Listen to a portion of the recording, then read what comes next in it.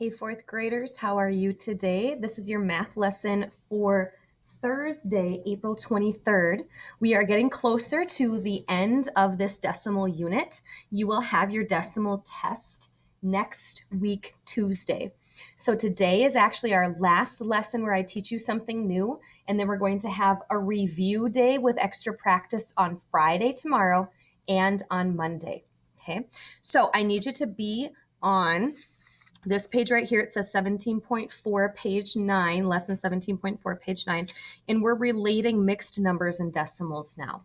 Okay, so our job is just to be looking at these numbers, and we're going to be writing them in decimal form, in fraction form, in number form, comparing them, what's bigger, what's smaller, on number lines, using our base 10 blocks that look like this, those types of things. So our job right now is to write an equivalent mixed number. Remember, a mixed number is just like 3 and 2/4 or 3 and 24/100 or something like that. Write an equivalent mixed number and a decimal for each model. Okay, so we're going to look at how many of these boxes are completely filled. That will be our whole number. And then what fraction is left over. So I have 1 full box that's filled, 2 full boxes, 3 full boxes. So my whole number will be 3. And now how many are over here? We're going to do a fraction first, and then we'll write it as a decimal. So let's count 10, 20, 30, 40. So I have 3 and 40/100ths. Now, how do I write 3 and 40/100ths as a decimal? 3.40, right? My hundredths end, my 0 ends in the hundredths place. Okay. Next, we have this dot right here that we need to write as a fraction and as a decimal. So I'm noticing that these are all tenths, right? These are broken up into tenths because the bottom number denominator is tenths. And right here, we're only going one place after the decimal point, which is tenths. So this is like 3.1, 3.2, 3.3, 3.4, 3.5, 3.6, 3.7, 3.8, 3.9, and then 4. Okay, so what spot is this dot falling on? Okay, well, we just have the decimal already done. So we have 3.5 as our decimal. And remember what I told you, whenever you have a 0.5 or 50%, it's always what kind of fraction? Do you remember? I said it a couple times yesterday and the day before. It's always a half fraction.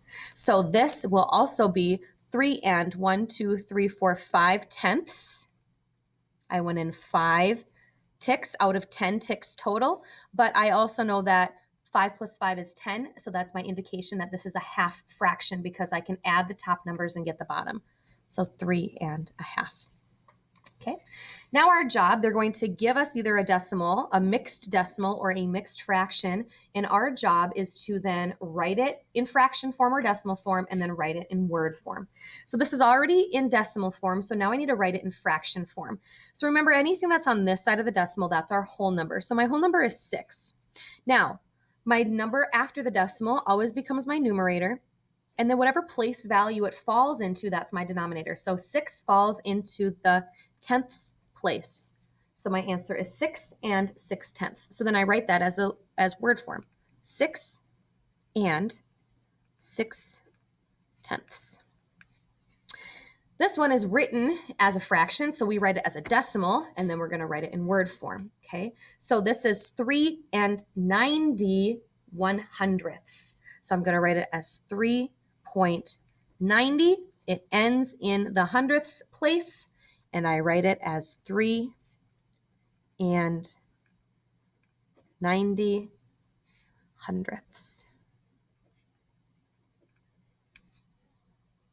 4.75, we know that 4 will be our whole number, and at 75, it ends in the tenths hundredths place, so 75/100. If you also remember the trick I taught you yesterday, whenever we're talking about quarters, 25, 50, or 75 cents, you also can use 4 as your denominator. So you also could recognize this as 4 and 3/4. But 75/100 is the same thing, because if we were to reduce this and divide by 75, we would be able to get the same answer. Okay, so we have 4, word form, 4 and 70 dash 5, remember your dash, hundredths. Okay, 5 and 1/4, again, here's a 1/4 one. We don't do a whole lot of these, but we'll do this one together. Whenever we're talking about a fourth, we're talking about 25 cents. We're talking about those like quarters. So if I have 1/4, what is it worth? 25 cents. So this would be the same as 5.25. 5 and 25 hundredths. 5 and 25 hundredths. Okay. And finally, we have 2 and tenths hundredths, 2 and 9 over 100, 2 and 9 hundredths.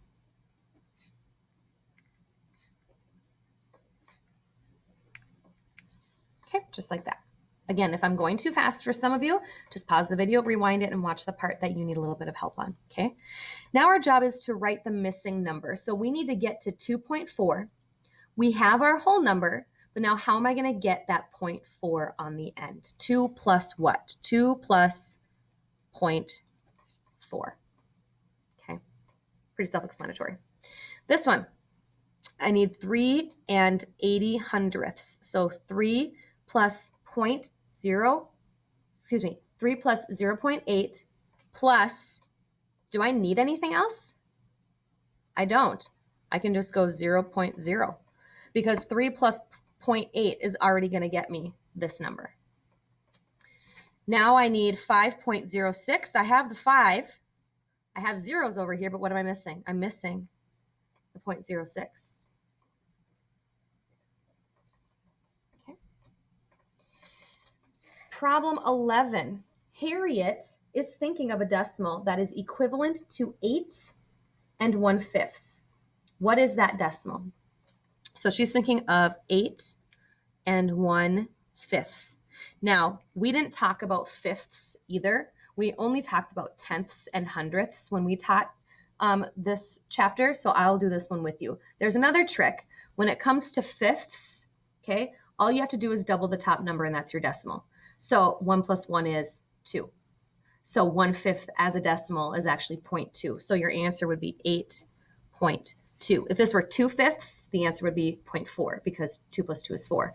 If this were 3/5, it would be 0.6 because 3 plus 3 is 6. 4/5 then would be 0.8 because 4 plus 4 is 8. But again, fifths and fourths are not going to be on your test. The only thing that's going to be on your test are tenths, hundredths, and thousands that we've worked with, okay?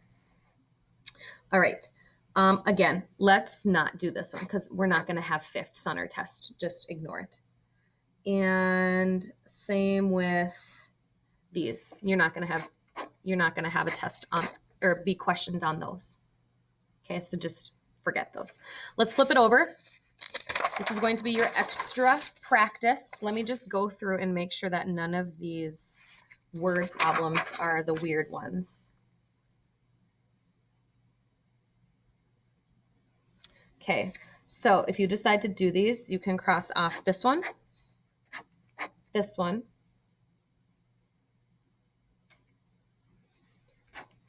that one. You can do that one, 1 and 65 hundredths. So you can cross off 23, 25, 26. You don't have to do those.